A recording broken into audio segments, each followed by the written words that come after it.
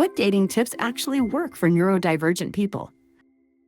When you look at sort of traditional dating advice, it's really what I would call like intuition based, right? You get a lot of advice like just be confident, just be yourself, read the room, read the vibe. But the point is that for most neurodivergent people, being told to just go out there and do it and be yourself is really not helpful, right? Because essentially what that advice is doing is it's giving you the what you should be doing, and maybe you already know the why, but it's not giving you the how, which is where the rubber meets the road. And so, for someone who uh, knows what they should be doing, but doesn't necessarily understand the steps and how to bring that skill into the real world, that's not helpful advice. So, what I like to tell people all the time is that socializing isn't this magic thing. It's a set of skills, and it's a set of skills that can be systemized, it can be learned, it can be practiced, it can be honed. And once you understand that structure behind connection, everything else can start to make a whole lot more sense. Yeah, I totally agree with you. Neurodivergent individuals really benefit from structure and clarity. And so when you break dating down into understandable patterns and like how conversations flow, how attraction builds, it just becomes that much more manageable. Yeah. The same way you wouldn't go into an interview just blind, like just walk into an interview without looking up anything about the company, knowing what the position is about, really preparing yourself, thinking about questions that might be asked, and having good responses for them. You need to prepare to go into any social situation. Um, think about the questions, think about really good, deep questions that might spark dynamic conversations with people, and be prepared to give answers to those, because there's a lot of ping-ponging back and forth. When somebody asks a question, it generally comes back to you. So having those really well-developed stories to tell, having emotional responses and body language, and just being able to have those connections by being prepared with what to say and answers to give, so that you can spark those connections with people. Why should parents talk to their children about intimacy? Talking about intimacy is really a spectrum of connection, is really going to be important. So yeah, you said it. Intimacy is often misunderstood as being about, first of all, sex, and then sexual intercourse specifically. And there's such a spectrum in between. Again, we're talking about those extremes and how we go to these extremes, and there's such a spectrum. I believe, I don't have data on this, but I have anecdotal stories, and I believe that there are lots of people, especially people with disabilities, who would say that they're having sex and they're actually not having intercourse. And they're certainly intimate, but they're not having, penetrative intercourse. And so sex can be defined as so much more than that. And then of course, and then we take it down, and intimacy is defined. So I think families can help broaden this understanding of intimacy by talking about it as a spectrum, not a single act, and talking about where and when it's appropriate to be intimate. So let's talk about, again, we kind of going back to what's appropriate intimacy amongst a family member. What's an appropriate intimacy amongst a friend? What's an appropriate intimacy amongst with a stranger? And that, right, that feels like an oxymoron. There is no appropriate intimacy, but let's start talking about that. Let's start exploring. Okay, tell me about that. Why wouldn't it be appropriate for a stranger to come up and kiss you on the cheek? Let's talk about that. Let's name that. What does feel off about that? So, intimacy can really be, for some people, it's just spending meaningful time together. For some, it's sharing thoughts and feelings. That's a form of intimacy. Feeling safe, respected, understood is a form of intimacy. Holding hands, of course, sitting close to one another, hugging, kissing, that's all intimacy. So really talking about it in this much broader picture, so that when we do talk about sex, we can then narrow that. Yes, sex is a form of intimacy. It is not the only form of intimacy. There's so many more. It's also helpful to talk about it, like I was saying, in terms of different contexts. So What does intimacy within a friendship look like? What does intimacy in a long-term partnership look like? What does intimacy with your parents look like? And again, I would also reiterate, this is different for everybody. What are some red flags to look out for in online dating? So the first is, moving too fast emotionally. It can feel really good to hear, I love you. I think I love you right away. Especially for this population or this community who really might be hungry to feel seen and feel like they are loved and that somebody can love them for who they are and their disability. So this is it's a really emotionally abusive tactic, and it's also very common. So if someone says, I love you, or they talk about a future together right away, that's a huge red flag. Asking for money, gifts, or financial help, big red flag. Big, big, big, big red flag. We always teach, if somebody asks you for money and you just met them, is this a thumbs up or is this a thumbs down? And we talk about that frequently because this is a huge ongoing problem. In 2022, people with disabilities lost $33.7 million to online scamming, and that was up 71% from 2021. So imagine where we are in 2026, where scammers have only gotten more sophisticated. It's a huge problem. The third thing I would say is wanting to move off the platform too quickly.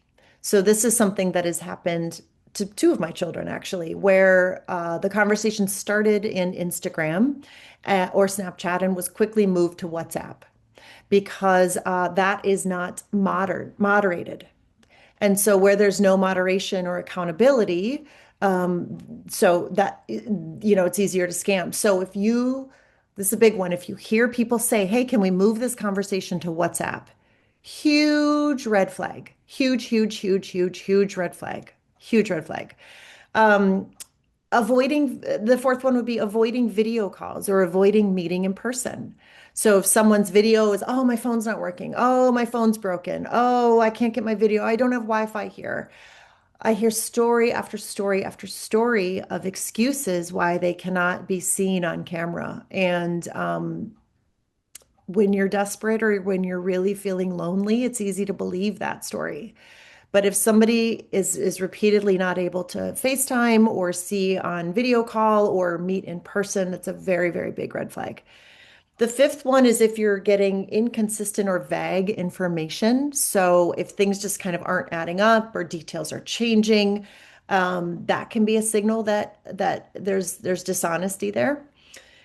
Requests for personal information or private information. That's kind of an obvious one, but it is something we still see often. What's your password? What's your social security number? What bank are you banking at? What's your account number? Really, really, really, scammers are becoming very sophisticated at getting this information.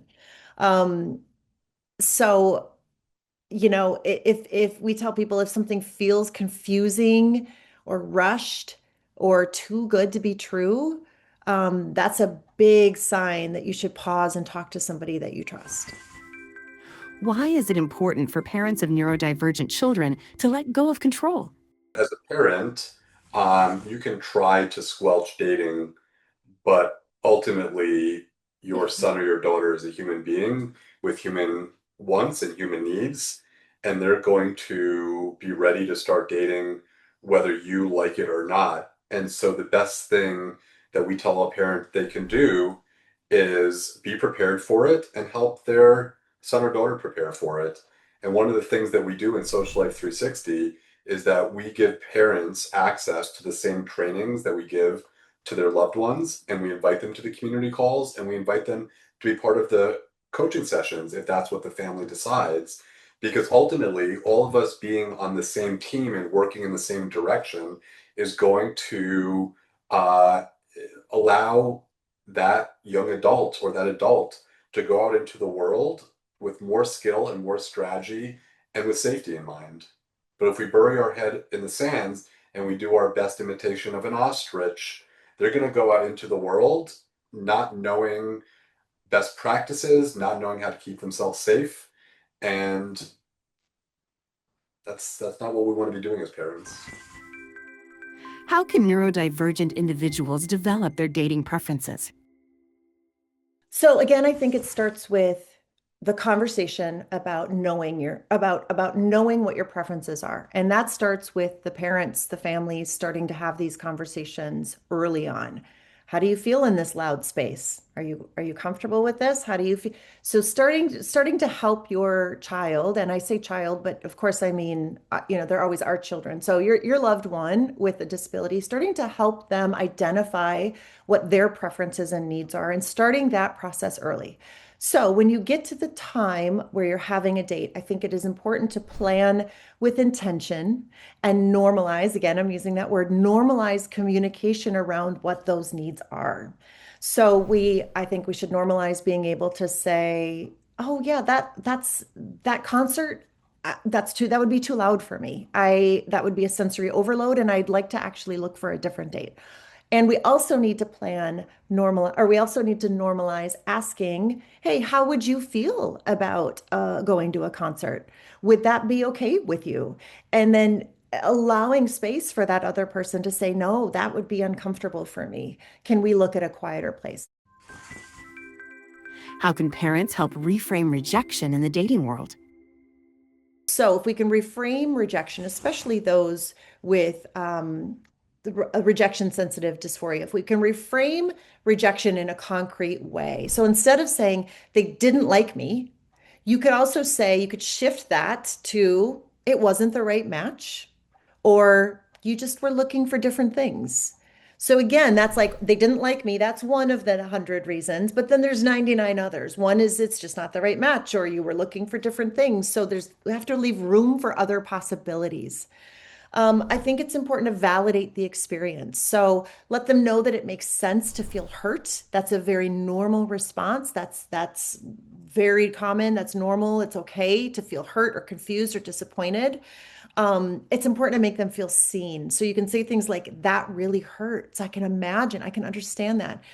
But try to avoid reinforcing the idea that the rejection is catastrophic or that it's permanent, right? So that can happen with rejection sensitive dysphoria individuals who experience that.